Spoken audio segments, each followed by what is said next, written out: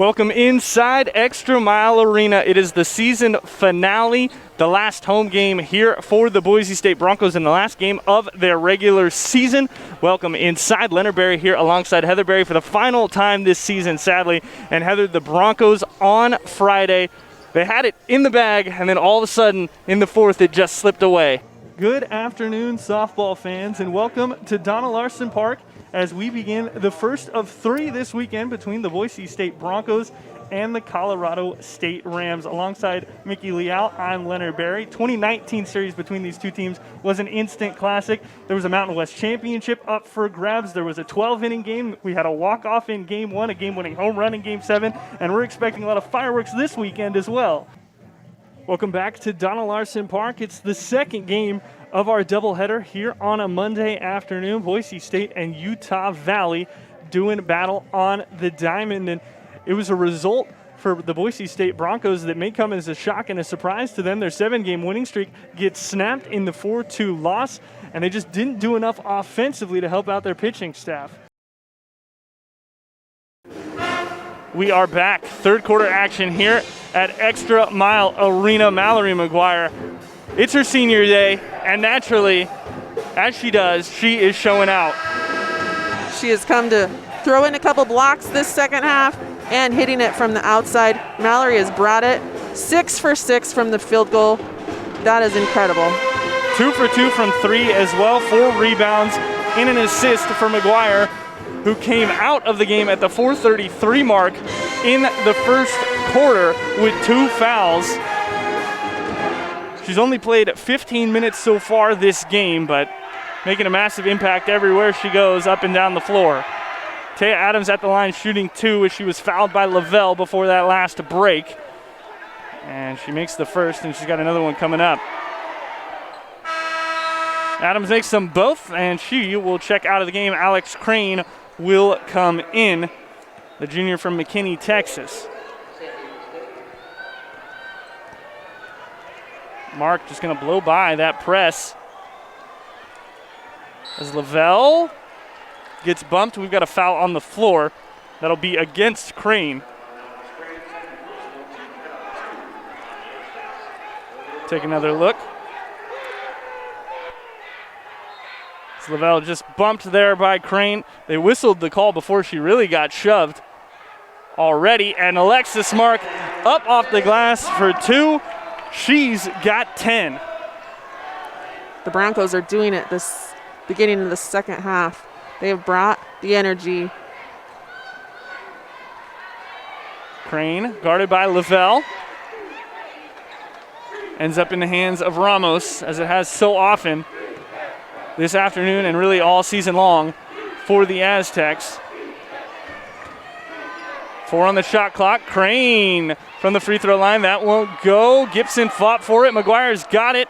And Gibson's going to get whistled for a foul as McGuire was tiptoeing the baseline. A little bit too much contact down there by the Aztecs. Pushed Mallory over. The referee called the offensive foul.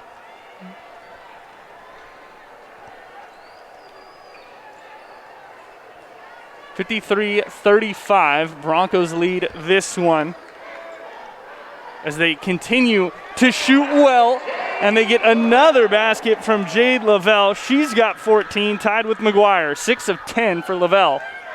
Nice offensive play down there by the Broncos. Jade drives to the basket. Both defenders take the roller, which leaves Jade open for that easy bucket. Jade Lavelle just picked up her 3rd foul as well there on the loose ball call. We take another look. Ramos went up, and Lavelle gets whistled right there. The referees are calling it a very tight game today. Not a lot not being called, so both the Aztecs and the Broncos need to be careful, as this is a game. Although Broncos up by 20, it's still anyone's game, as we've saw on Friday. Kamara Gibson's at the free throw line, the freshman center from Beeville, Texas. She's got 3 fouls in the game as well. She misses the second. Broncos have 13 team fouls. Aztecs have 10, so certainly being called tight as Alexis Mark goes in. That's a 4th foul on Gibson. What a pass right there. Alexis saw the open baseline, and the defender was off kilter, which allowed her to pick up that foul, which will send her to the free throw line.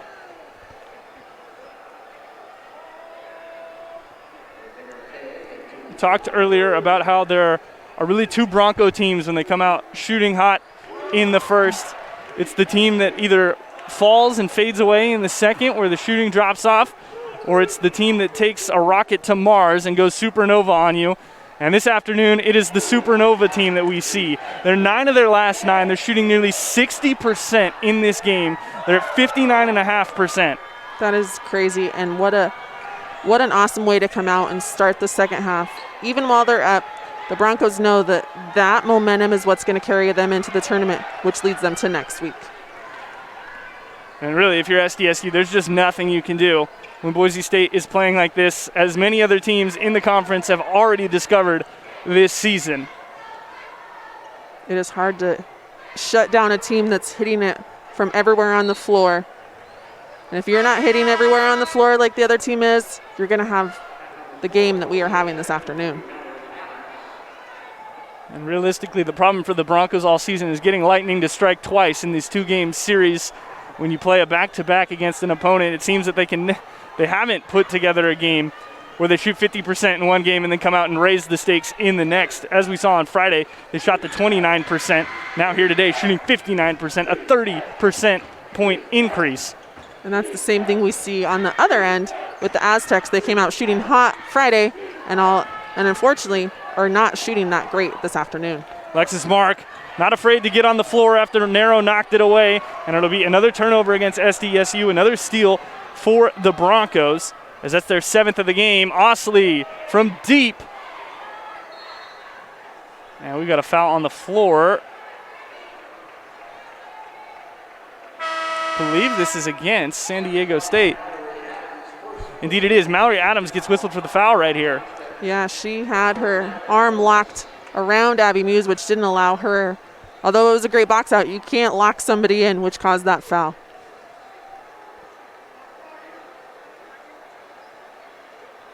So Abby Muse just went to the bench. Broncos have 2 shots here. Looks like they'll sub her back in. Yep, they're going to make Muse come back in here.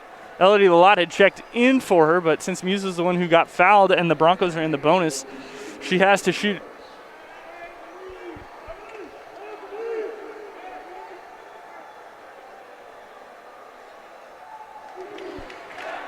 She makes the first. 5 fouls is the double bonus. So she gets 2 shots regardless of what happens on the first. And makes them both, and now she will get the opportunity for rest with 2 minutes left in the third. Lalott will come in, and the Broncos are on top by a bundle. 24 points is the lead for Boise State. The Broncos need to continue to keep putting the pressure on. As you can see here, the Broncos have come out in almost a matchup zone to see if they can cause a little bit more havoc for the San Diego State team. Crane guarded by McGuire, can't hit it. Sykes pulls down the board. Broncos come the other way with Nero and Osley. Lott's been a menace in the paint.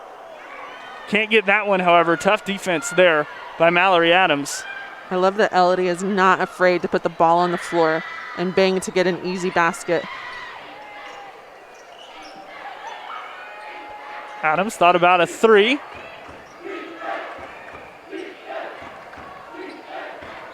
So Aztecs are going to have to go on a pretty serious run here to have any chance to compete in the fourth. Adams, step back 3. That'll get it started. There's a nice play there from Mallory Adams. That is a nice step back 3-pointer by Adams, who is a post, but who also can shoot. The Broncos can shoot it as well. Kimora Sykes, her 3rd triple of the game, and she is 3 for 4 from deep. Nice spark again in the second half by Kimora, hitting that 3-point as she did in the first half.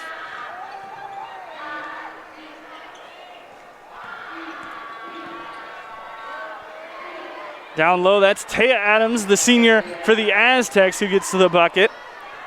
Nice drive and up and under move. She looked for the offensive player that was open. However, she became the person open for that easy basket.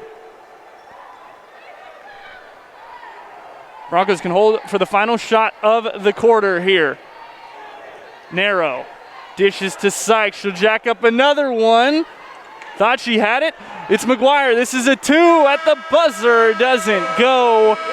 But the Broncos will be content. 22 points they are up as we head to the fourth quarter. 62-40 on the strength of 14 from McGuire and Lavelle. No one thought it would be easy for Boise State. They took 5 sets in a row against the Cowgirls, but Wyoming storming back here, taking the third set by a score of 26-24. This was the type of matchup we expected as we came into the weekend. We finally got it. It took a long time, but Wyoming showing their true colors finally in that third set.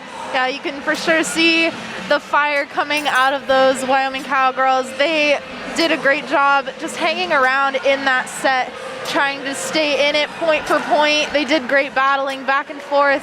I think they're finding a little bit of confidence now against this ginormous Boise State team, and I think they got to keep doing it here, take that momentum of that set win and just roll from it. And so we will head to the fourth. We mentioned that Wyoming just couldn't have that set if you're Boise State. The momentum's all on their side. They got 2 points in a row as well when it was tied at 24 to just end the set instantly. Broncos had no recovery and no response for that. So now in the fourth set, if Wyoming goes on an early run, I expect Coach Garris to call a timeout. If it gets to maybe even 3-0, he might use a timeout right away. Yeah, you got to expect that from Coach Garris. He's been in this situation plenty of times before, so he knows exactly what to do. And I'm sure on the other side, Coach Chad Callahan will be doing the same thing. Duffy will get the first point of set number 4 as she puts it down for Boise State. The first time here at home the Broncos have gone to a fourth set. Yeah, it's credit to Wyoming right now. They played great in that third set to try to stop the Broncos from getting a win there. So it was really all was on the line for them, and they showed great fight coming out of that. And certainly for Boise State, if you're a fan of the stats and the Broncos being at the top of the conference, this fourth set will certainly help. A lot of stats here as a big block from Duffy and Wissinger comes in. That was huge. Casey McMahon really ripped on that ball, but she went a little bit too low, and Duffy and Wissinger really make her pay. That was all Shea right there, using her eyes to get in front of that hitter and make a good play. So now it's the Broncos the chance to open the fourth with a 3-0 run. What a dig there by Casillas, getting down, and Wissinger couldn't put it in. Just out of reach there. That set looked a bit low there. Alyssa's got long arms, and Danny Boss needs to give her a little bit more height so that way she can bring the angle down on that ball instead of out.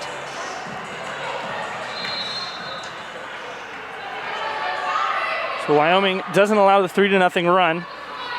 Doesn't allow Boise State to get out to an early lead, as Boss has to get a long way for that one. So naturally, if Boss has to run and cover a great distance, the ball's just going to go to Olinger, and she's going to get a kill.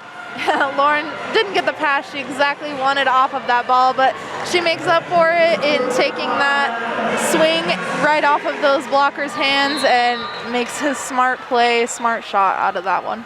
Kill number 25 for Olinger on attack number 61.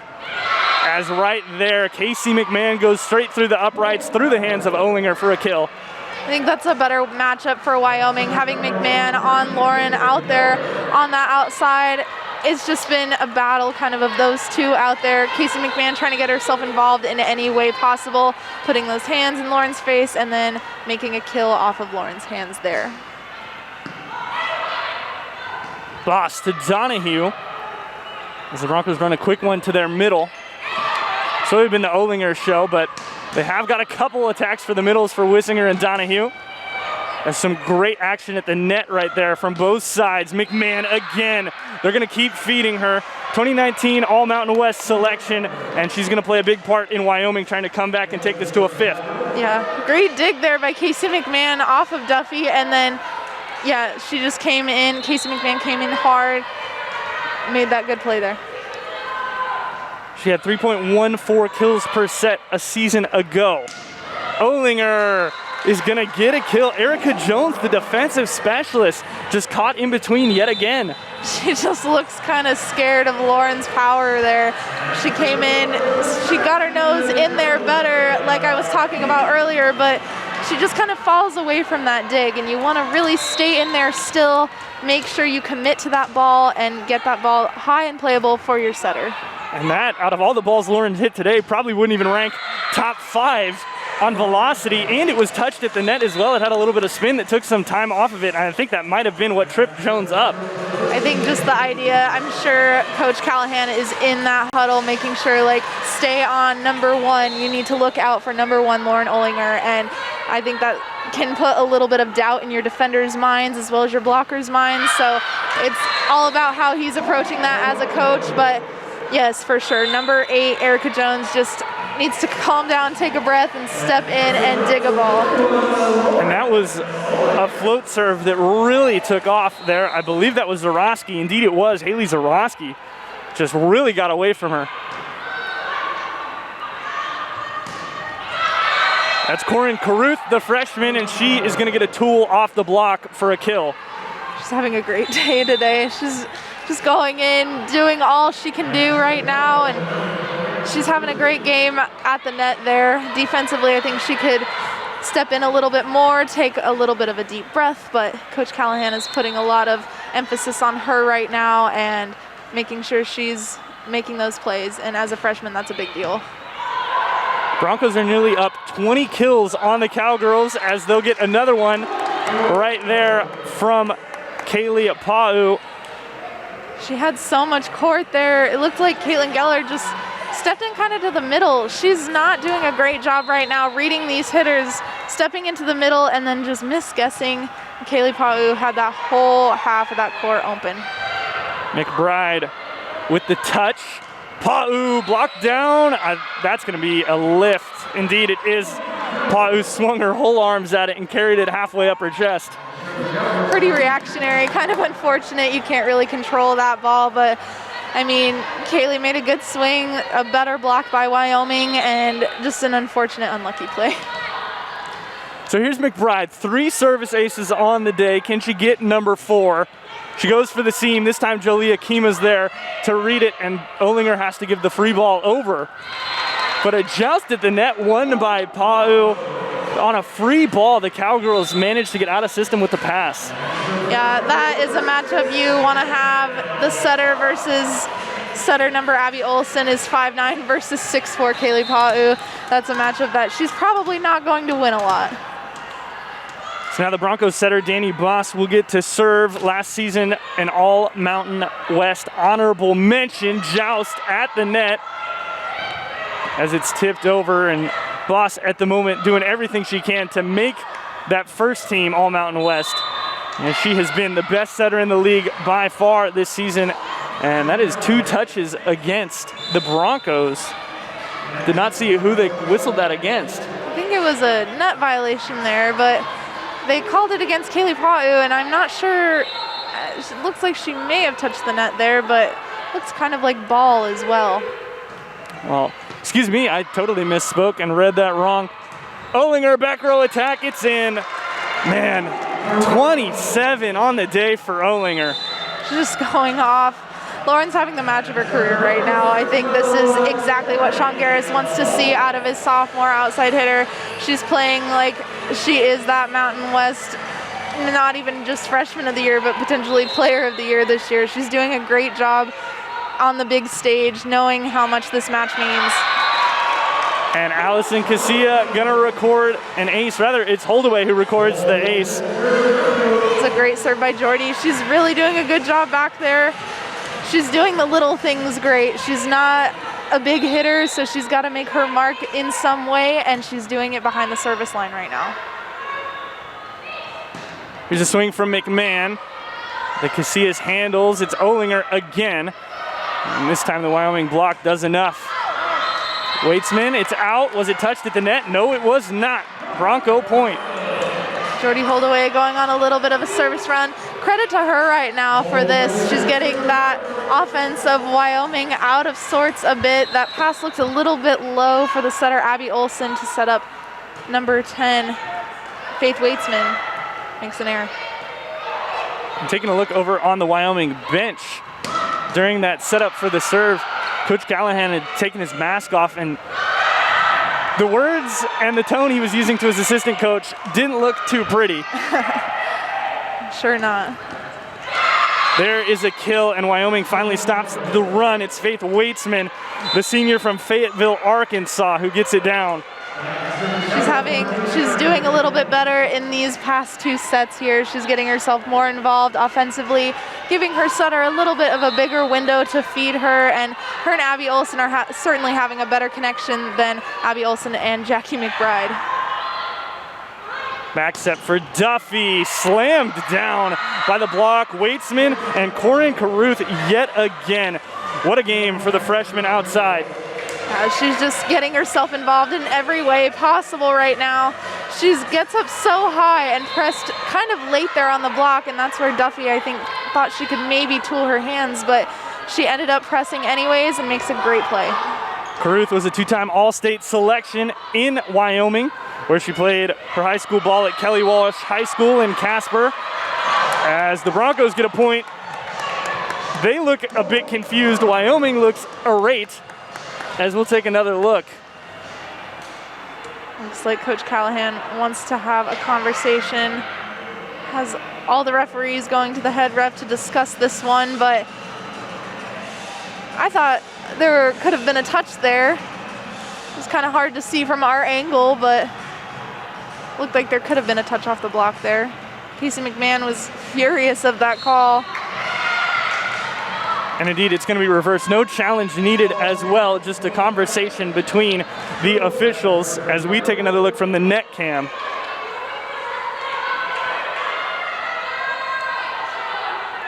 Sometimes the acting can be very, very persuasive by those players, so Casey McMahon doing a good job letting those refs know I didn't touch that ball. And Olinger looked shocked when they called it for Boise State, as though she couldn't believe that they missed the call.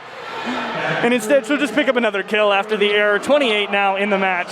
She's doing everything right now. Everything for Boise State. It's all Lauren Olinger right now. Danny Boss feeding her every single ball she possibly can. Casillas float serve is handled. Waitsman blasted back there on the Bronco block, and McMahon has to push it over. Olinger slams it down, but over the line.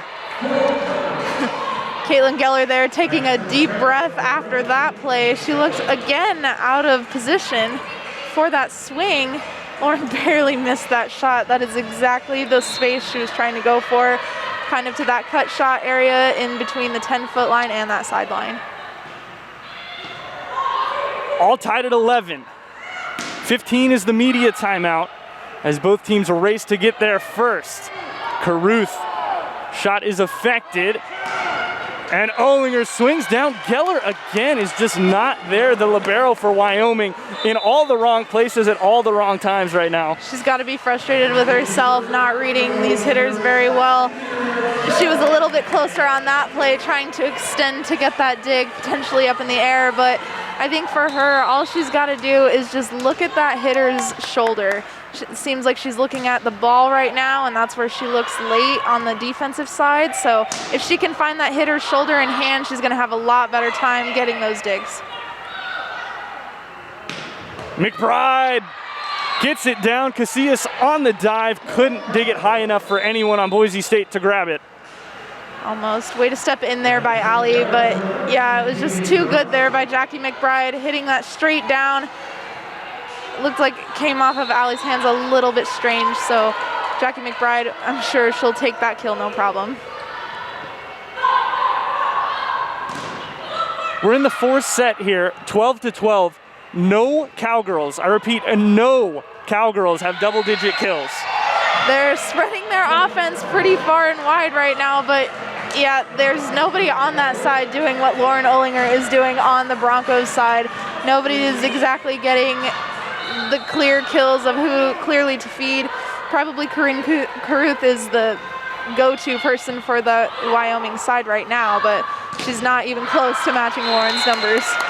Not even close would be an understatement as Olinger picks up number 30. Caruth with 9, Jackie McBride with 8, and Naya Shime with 8.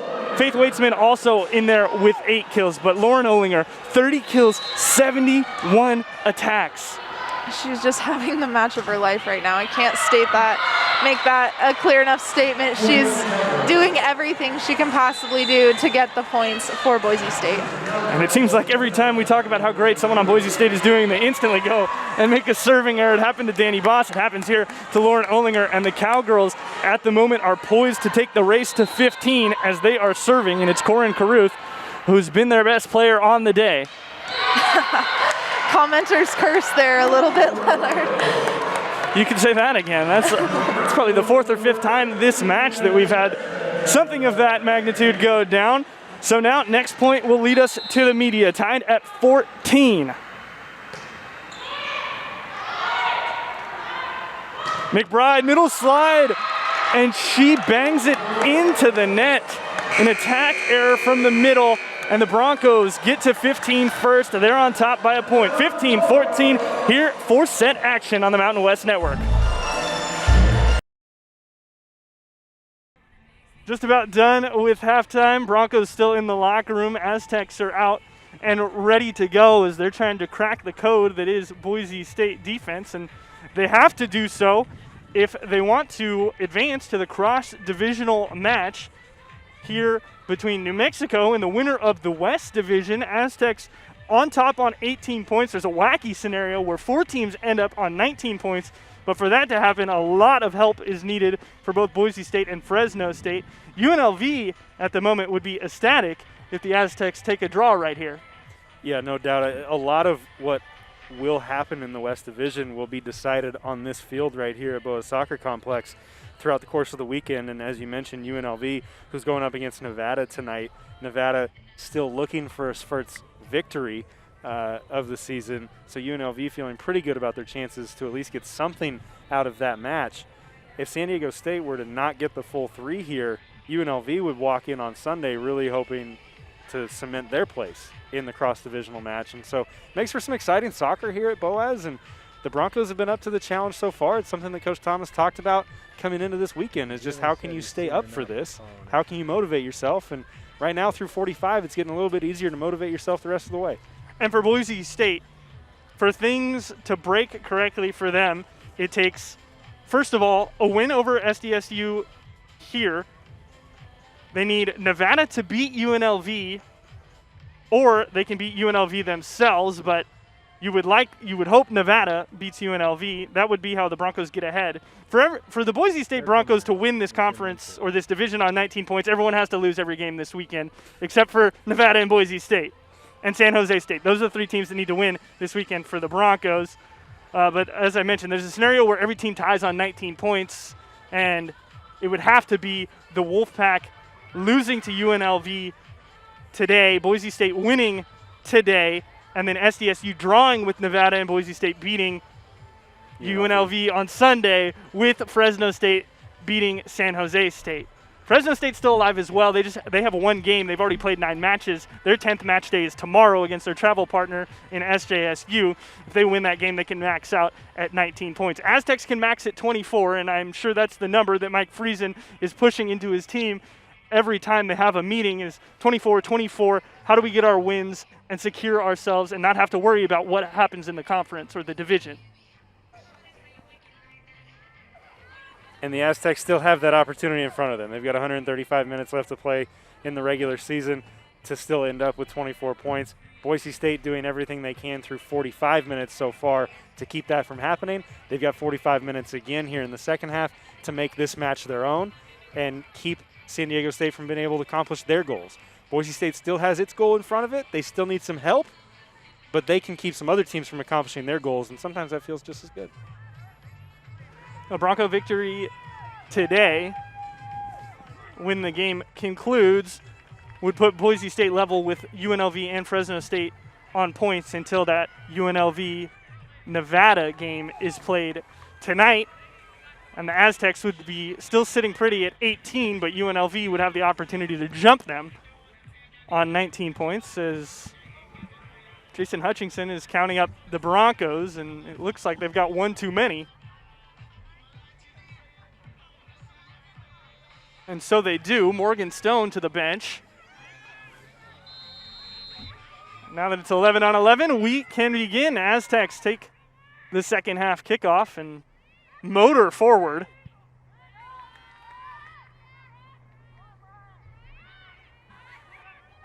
And looks like a lot of those players that were in at the end of the first half for Boise State have remained out and are getting the start here to begin the second half. A little bit of a shift here for Boise State. That made no sense. What the fuck As did you just say? Goodwin is back in there, but she's no longer the central forward. As Albin continues to play up front, Coach Thomas must have liked what she brought. She brought a little bit of pace in those last few minutes of the first like, half and was pressing high. And Goodwin, in her time up there at the forward spot, maybe looked like she was trying to possess a little bit more rather than attack. And so you put her back out on the wing, allow her to make some connecting passes and possess a little for Boise State to press forward with numbers and funnel it into Albin, who's really been able to be aggressive and attack the San Diego State back line. I think you saw that kind of play out the last 10 minutes or so, 12 minutes of the first half, and I think that Coach Thomas is trying to make something happen here in the first few minutes of the second half. I think you make a really good point there, Mike, as well. When you look back at Boise State this season and see where their strengths have been, it's been attacking down the flanks, not so much through the middle.